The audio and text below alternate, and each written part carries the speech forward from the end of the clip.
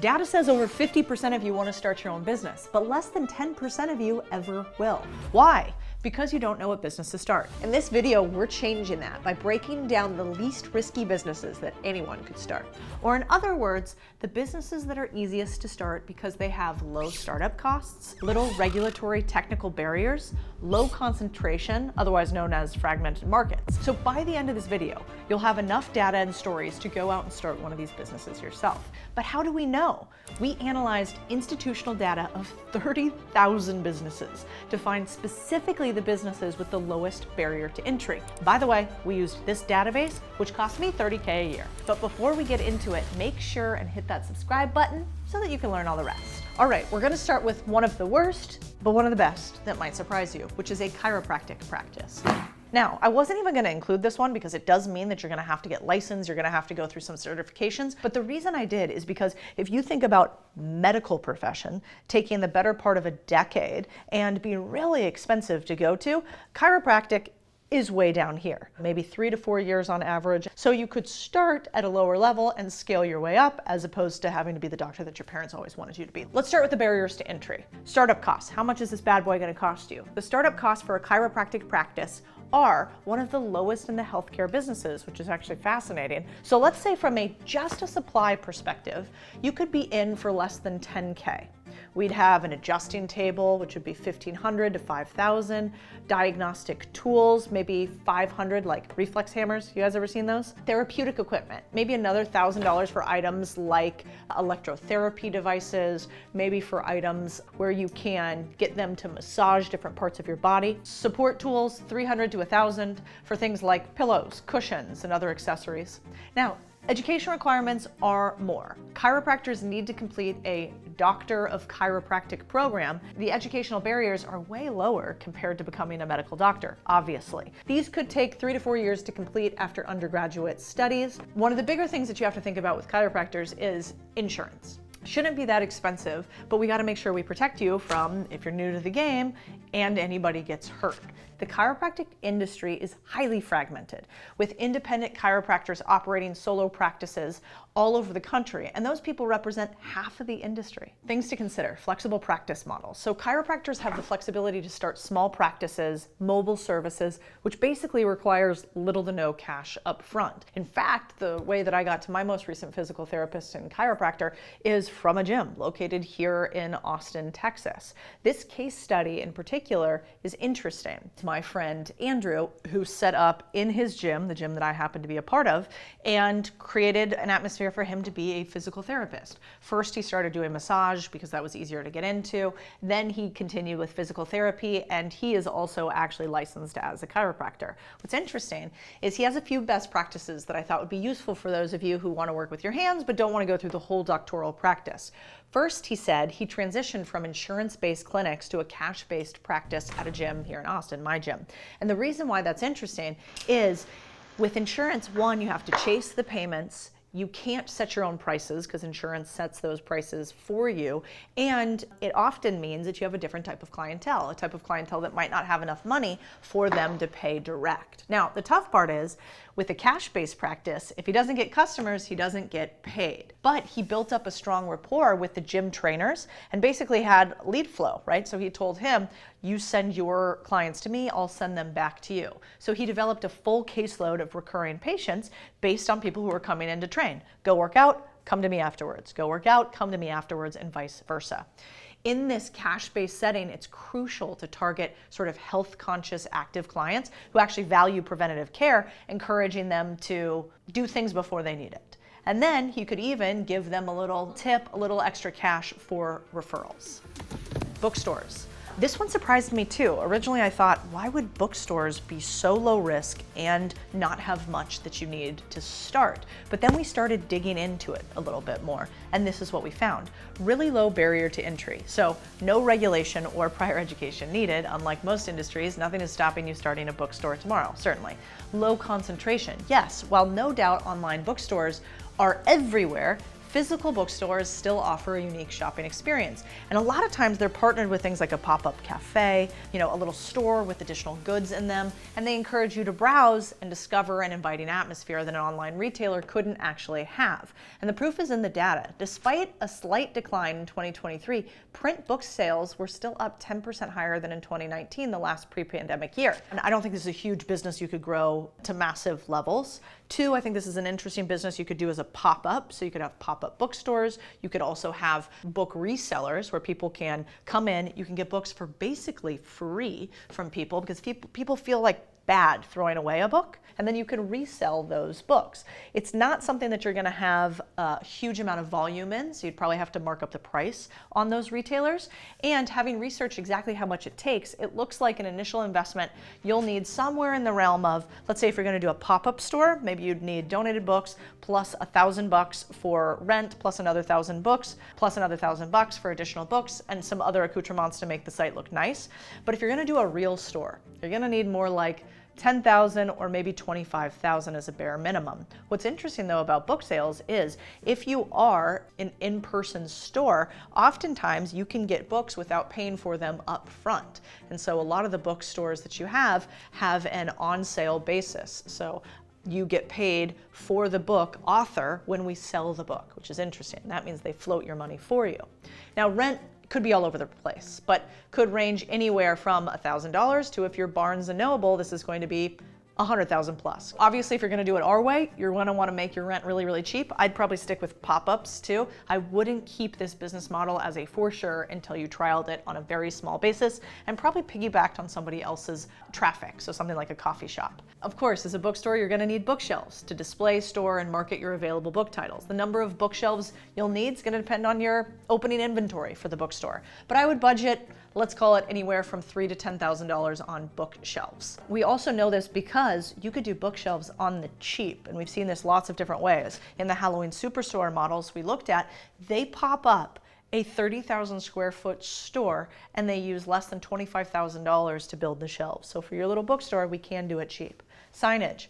Obviously, you need this inside and outside of your bookstore to market your store. This is where prices could really vary, but you can show your promotions, show your book prices, and designate the different sections throughout the store. This is going to add a couple $1,000s. Utilities, estimated utility costs for the first month to keep the building functional, $475 to, let's call it $2K. Things to consider here. Great operational flexibility. Small independent bookstores can operate with minimal staff. Huge benefit. But bookstores, they operate on pretty slim profit margins. So making profitability a challenge, which means that you have to be super strategic on which books you choose. But I think there's plenty of ways to do this in an interesting market. Let's use one case study from Ryan Holiday. So Ryan Holiday's bookshop is called The Painted Porch, and he's got this huge following online. And Ryan's recognized as sort of having this unique appeal of physical bookstores that you can never get online. The store focuses on a curated selection of books that he personally recommends, and he aims to provide sort of a lovely, funky shopping experience that prioritizes amazing titles rather than a bunch of trends.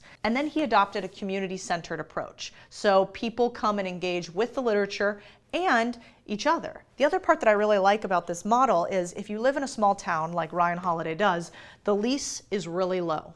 The main street that he's on has great foot traffic. Lots of times people go to these tiny towns, and in these tiny towns there's not a lot to do. So they might want to go to a little local bookstore, have a cup of coffee, and peruse a book. This is why you'll often find a bookstore located on main streets in like second, third, fourth, fifth tier cities.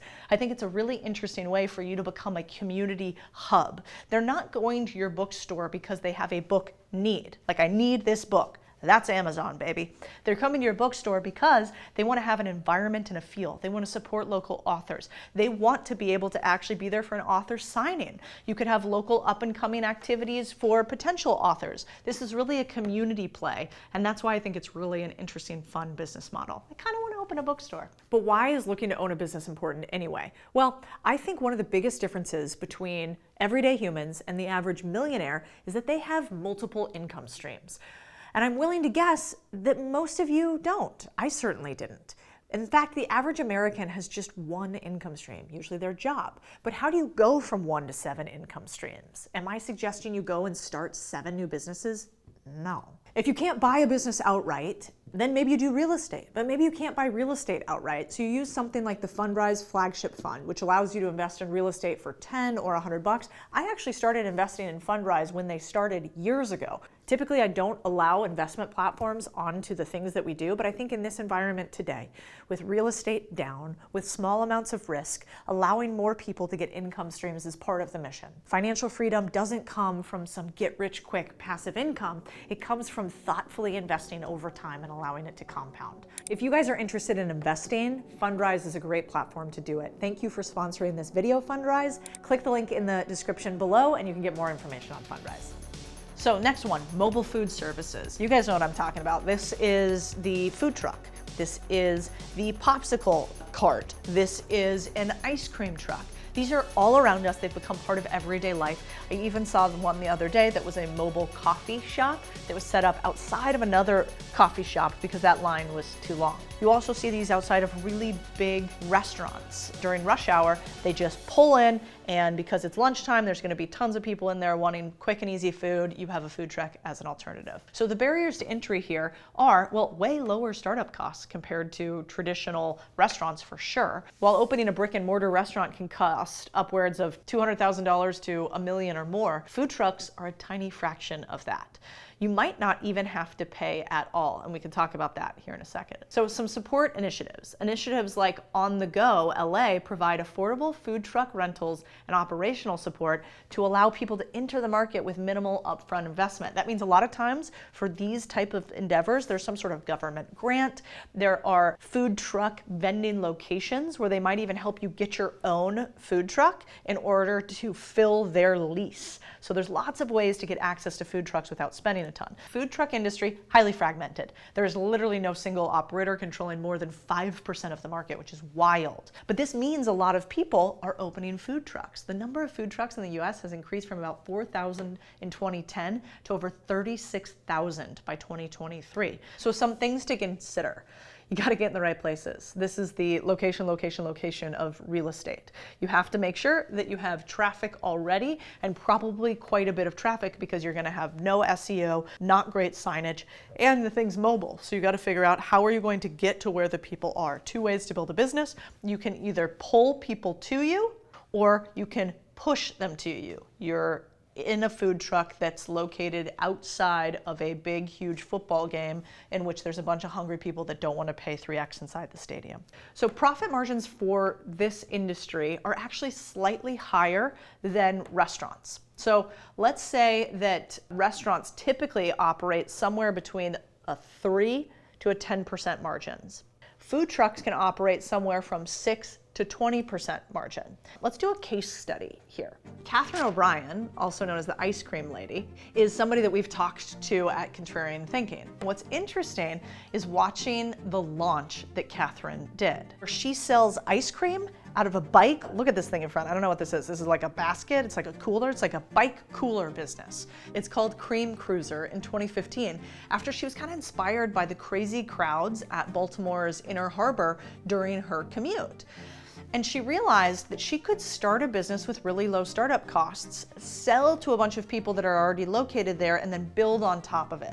So she launched the business with an investment of around $8,500, which covered the bike, trailer, event supplies, permits, and obviously her ice cream. What's interesting is over the years, Catherine has catered more than 700 events and sold over 160,000 ice cream sandwiches, meaning that she's done sales of more than $1.6 million. What I thought was interesting about this too is that she was really clever and that she didn't just have a static location. She said, well, people will pay a premium to have one of these bad boys at a wedding. And so because of that, she could have her Saturdays and Sundays, which maybe would be great for ice creams during the day, but in the evening, who's buying ice cream in the middle of the night on Friday? Well, if you're at a wedding, you've already gotten a down payment from it. Plus, you get paid up front when you do something like a wedding or an event, and then you get to fulfill later on. Whereas otherwise, if she's gonna go sell just on the street, she's gonna have to buy all the stuff, hope people sell it. So this allows her to be a little bit more flexible.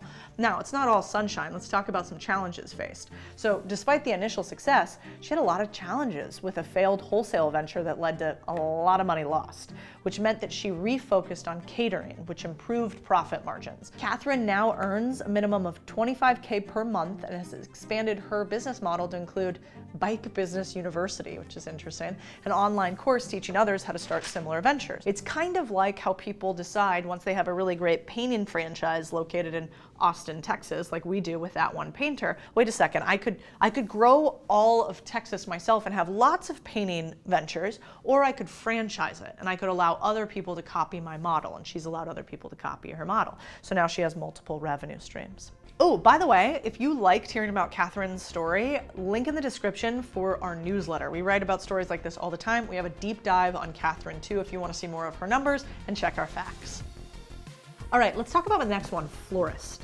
I'm obsessed with this idea. I think when I retire, I want to be a florist and apparently have a bookstore, and that's it. Then no more internet. We'll shut this all down. You'll never hear from me again. But the florist businesses are interesting for lots of different reasons. One, you can scale this quite easily. You can scale this from a tiny little wagon that you sell some bouquets out of to a big enterprise where you do weddings and events and thus have a big front end filled with flowers, but also a big back end where you fulfill $100,000 plus orders. Let's get into barriers to entry. So no formal education is typically required to become a florist. I don't think there's a PhD that anybody's requiring, at least not yet, at least not until the government gets its hands on it. Licensing requirements also are really not a requirement. So most states in the US don't require specific licensing or certification to work as florists, which is great. And you can start as many ways as you can think of, and you can fit it around your current life. The other thing is you can do freelance work. So some florists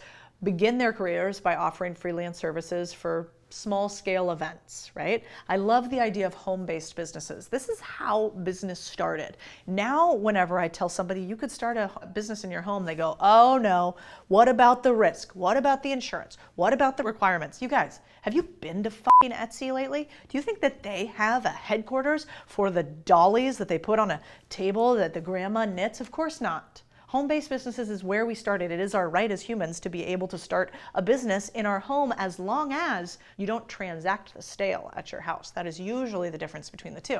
So if I was at my house right now, we're at my office, but if I was at my house and we had customers coming in and out, that is a storefront, in which case the government tries to get their piece. But otherwise, with the rise of e-commerce, many florists start by operating from home, just like we all did. So you can really reduce some of those overhead costs. But to scale up from there, I sort of see it as a stair step. So you start at home, then you might have a pop-up location where you go, oh yeah, this kind of works. Then the next level would be having a pop-up stand. Then you could have an actual brick and mortar store, etc. A florist could be started with as little as $1,000. You need tools and supplies, let's call it $200, $300. Initial flower inventory, $300 to $500. Business registration and licenses, I don't know, $50 to $200. Marketing materials could be expensive, but you probably don't need anything to start except the right location. Maybe $100 to $200 will allocate to that. A website or online presence, you probably just need Instagram these days and a cheap website so you can get Google reviews. The other thing that's interesting is that it's pretty low competition. So 38,467 florist businesses are operating right now in the United States as of 2024. So that means there's a lot of them, but if you think about the fact that we have a population of 300 plus million, I don't think that's as many as we think. Here are some things to consider. Maybe it's a great time to enter the industry. The florist industry in the US is growing like crazy. Revenue increasing at a compound annual growth rate of 4.1% over the past 5 years. So that means the industry is like, I don't know, 8.6 billion in total market cap. The profit margins on the business are interesting too. They reach about, let's call it 5 or 6% of industry revenue in 2024. So that's pretty healthy. So let's talk about a case study. This company is founded by Christina Stembel in 2010. I actually met her back in the day. She actually started it from her 1-bedroom apartment in San Francisco. She launched the company when she had only $50K in savings, nothing else. She didn't have any external investors. What's interesting is Farm Girl Flowers is now an e-commerce flower company that ships bouquets, vases, and arrangements across the US. The company started with just one daily bouquet and has grown to offer up to 40 arrangements at a time. I mean, I'm not sponsored by her or anything, but I use her bouquets every time I send. What I love about this business is, you know, a lot of times you get a bouquet and they're in like a big, ugly commercial box, and they got this like plastic wrapping on top of them. They're kind of cheap looking flowers. They're just bright red roses. You men are like, I don't know what you're talking about. But for women, there's a real difference between a corporate looking bouquet of roses and between like a boutique hipster bouquet of roses. And that's what Christina's is. But what's fascinating is this business remains completely bootstrapped, no external funding, which is fascinating in many ways because her competitors are multi-million dollar businesses with lots of funding. Also, she is the only national flower delivery company owned by a woman, which is wild because I think women are the ones that like flowers, but I guess you dudes are the ones that buy them. All right, next one, pet care services. This could mean lots of different things. It could be grooming them, so washing, trimming, cutting the nails, etc. It could mean walking them. It could mean babysitting them. It could like those little pet hotels. Lots of different ways to service man's furry friend.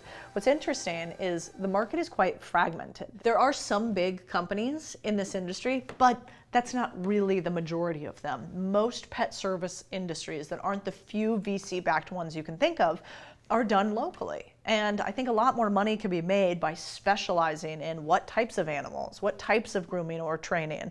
I have a friend who has a training company that does 7 figures a year, and it is all about training your Belgian Malinois in how to be a protector. Her name's Ashley Horner, if you want to check it out. It's an incredible business that basically takes people who are obsessed with this one type of dog breed and turns their dogs into absolute protection animals. There's also services like this for people who come into your house, like this guy. Low startup costs. You can literally start for less than $100. Dog walking, for example, a leash. You might not even need one, they probably have one. Print a few flyers and you're good to go. In fact, a woman did that in my neighborhood and now walks a bunch of my neighbors' dogs. And for some reason, because her flyer's there, it's like her face, you tear it off at the bottom, remember that? She says she's located locally. I felt more comfortable with that than actually going to an online site. And the best part, not only are these very loyal customers, they'll tell their friends if you're any good, and their friends have geographic concentration. They're next to each other. So my tip, get to know other pet care services like grooming and send each other your customers. Regulation does vary, so you should make sure you check for the particular service, but on the whole, Vertical IQ ranks it as much lower than most comparable industries. I don't think you need a certification to know how to walk somebody's dog. Similarly, the skill set requirements varies from service to service, so you might not be able to start, for instance, a Belgian Malinois training company, or I have another friend who has something called Bite Camp, which he teaches like these badass service dogs how to like bite and attack somebody if you yell at them. So you probably can't do that if you haven't been properly trained, but I'm pretty sure just about anybody could walk a dog, just about anybody could learn to wash a dog. All right, things to consider here. Pros, big target market. So 82 million US households own a pet, and we spend a lot of money on them. And it's growing. The global pet care market was valued at $226 billion in 2023 and projected to grow $340 billion by 2029. So that is a fast-growing market. The other part that's nice is this can be mobile or location-based. So it's an old-school industry where there's a lot of opportunity in modernizing these services by leveraging the internet to better serve pet owners in search of quality providers. I also think you really can't speak too much about the effect of localization. People are very attached to their pets. They want to know that it's not some big commercial service taking care of them. They'd like to know the person. That's why, for instance, you used to go to Petco to wash and groom your dog. Now I would never drop my dog off there. I wanted to go to like the local groomer instead. So we actually saw the market start to protect these really big guys, and then consumers said, no, I kind of want the local guys instead. For instance, when it comes to me, I don't have somebody random watch my dogs. I have Samuel do it. Okay, some cons to this. Animals can be difficult. They're not human. In fact, they're largely better than humans in many ways. But also, you could have people get bit by animals. If, dear Lord help you, if you hurt somebody's animal. So this could be more unpredictable in varying different ways. Also, we have an entire video on a weird way that you could make money with dogs and or dog services if you want to go back and look at this video. Let's get into a case study. So actually, members of our Contrarian community, where we teach people to buy and sell businesses, bought a pet grooming business. This is James and Codie Fleming. They actually transitioned from law enforcement and business consulting to entrepreneurship in owning a dog grooming business. They wanted more family time and freedom. They also loved dogs, so they bought a business. Their business acquisition journey was really interesting. So they did the thing all of us kind of do. After exploring real estate investing, they discovered the potential of acquiring existing businesses, probably my fault, and then decided to enter the dog grooming and boarding industry. What was interesting is they acquired the Fido Spa, if you guys are in Dallas, go check it out, for $340K with an $80K down payment. They used seller financing for the rest of the remaining amount. Post-acquisition, they improved the business by implementing very simple things, you guys. Consistent pricing, having better customer service, which allowed James to leave his law enforcement job and work fewer hours and get to hang out with dogs all day, which I love. Now they run a successful, profitable business, and I think they're starting to open their second location. And they haven't even done so many fun things I would do with an old business like this. Like, I would redo the branding and logos. I would have a better and cooler looking storefront. I would probably have activities and community hours. Bring your dogs around. Let's all hang out. Everybody gets their nails clipped while we all have coffee, something like that. The next one is bed and breakfast, which we could also say was Airbnb and property management. So we kind of lumped these all together. Again, thinking of the stair-step method. So what's fascinating is you used to have, well, you could start a hotel, which would be millions and millions, or you could start a bed and breakfast, which might be a couple $100,000 or $1 million. The difference between the two is basically that a bed and breakfast is a smaller sized, more personal hotel with less amenities. Then we could take a step down from that, which would be an Airbnb. And then even below that, you could have a property management of Airbnbs or bed and breakfast. So you can see the stair-step model. Now this is a fragmented market, which is interesting. Let's just focus on the bed and breakfast for a second. There is no single company holding a significant market share, probably because inherently bed and breakfasts aren't meant that way. So this means lots of new entrants can kind of get in there, carve out their niche without having to compete with the large chains. Startup costs. Now, of course, you could go big, but since this is for you beginner businesses, if you already own a property, initial costs can be minimal. So that's for sure. But if you're renting, maybe you do rental arbitrage, which can significantly reduce the upfront costs. If you wanted to start small, let's think about it this way. The average annual revenue for a bed and breakfast property is around $221,000. You guys can see where we get all these numbers to figure out what you think about our averages down in the show notes. So that means that even smaller establishments can achieve profitability really quickly. You don't actually need one that does $2 or $3 million in order for this to work. You can start small and scale up. And if you don't want to start with your own bed and breakfast, why don't you just ask to manage somebody else's? That would cost you nothing to start. So things to consider here. Where you're based. Let's just get to some math here. Coastal areas have a higher occupancy rate, so 6% higher than the rest. The truth of the matter is, this is all about location, location, location, and using something like AirDNA to determine which areas have the best for bed and breakfasts, for Airbnbs. It could also mean that if you want to do the property management side, that doesn't matter as much. You just find where you can get your supply. For instance, I own both an Airbnb and part of a property management business. For the Airbnb business that I have all different sizes, but we have one tiny one located here in Austin that we bought for like $350,000, something like that, me and my brother back in the day when he lived here. That Airbnb is profitable every single month since we've had it on average. Now we don't make much. We might make $500 to $1,000 a month on that Airbnb. It's located downtown in Austin, but on a $350,000 investment, that's actually pretty good, especially since we did a mortgage. The only bummer is that we have to pay 20% of that to our property management company. So because I saw that, I was like, can we own part of one of those companies? Because I'd like to not have to pay for the huge upfront cost for the Airbnb, but also get part of that property management fee. So we did.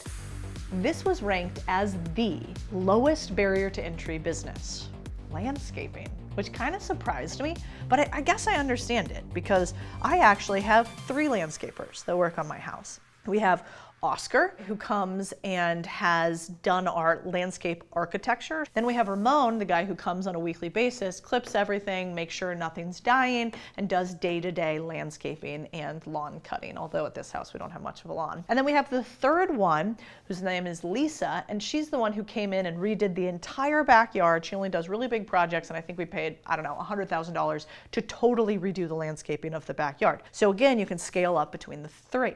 Now, the barriers to entry. The landscaping industry, highly fragmented. You're going to see a common theme here, right?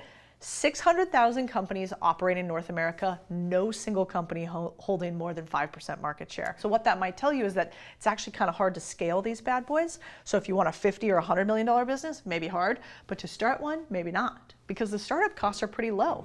New landscaping businesses can begin with minimal equipment. Lawnmower, string trimmer, basic gardening tools collectively cost you, I don't know, 2 to 8K. Little regulatory requirements. Here in Texas, you don't have to have licenses to operate a landscaping company unless you're going to actually do construction. Now that could differ. If you're in California, a license is needed for breathing, but here you probably only need them for specialized licenses. So check whichever ones are required for basic landscaping services versus more complex. This is highly in contrast to industries like construction, which have tons of licensing and regulatory requirements. Things to consider here. This is perfect for those of you guys who don't want a ton of employees. So most of US landscape contractors have no more than 5 employees, highlighting that the majority of small businesses are in fact small operations. Let's do a little case study though on if you wanted to scale one up to make millions a year. This is my friend Nolan Gore, who owns Top Choice Lawn Care here in Austin. You should check him out, again, if you need your lawn to be trimmed. Let's look at his business. So he scaled from 1.6 million to 7.5 million in revenue, which is interesting because Nolan's experience was the military and financial, and he kind of used that to acquire and grow this landscaping business on the back of a family business. He purchased Top Choice Lawn Care when it was not profitable. That I don't recommend for your first thing. That makes it really hard. But he was kind of motivated by the fact that his confidence and background in landscaping meant he could add on an unprofitable asset. Nolan's father was the founder of another landscaping business, and then he added this business onto it and basically did it at a price equivalent to its debt, meaning that, yeah, he did have to take on some risk in order to do this investment opportunity. That said, Nolan talks about a lot of the things he did wrong and lessons learned, and how having practical management experience over theoretical knowledge is crucial in business in general, but certainly in this one. So, landscaping businesses, all the way to florists, all the way to bookstores. Now you can't say you don't know what business to start. But if you want to kickstart that, you might want to think about msmbook.com, which is where I have my book located about how to buy Main Street businesses so that you could start from third base as opposed to square one. So choose one that gets you fired up and get to work. And let me know in the comments which one you end up picking, and if it works out for you and what questions you have, we'll try to answer every single one of them. Thanks for watching, guys. If you haven't, make sure to subscribe to the channel. We just did this crazy analytics where we saw the percentage that's subscribed versus the people who keep coming back. Spoiler, a bunch of you guys are missing out. So make sure you hit that subscribe button and you guys can actually get a bunch of numbers and math to help make you money instead of a bunch of nonsense and news.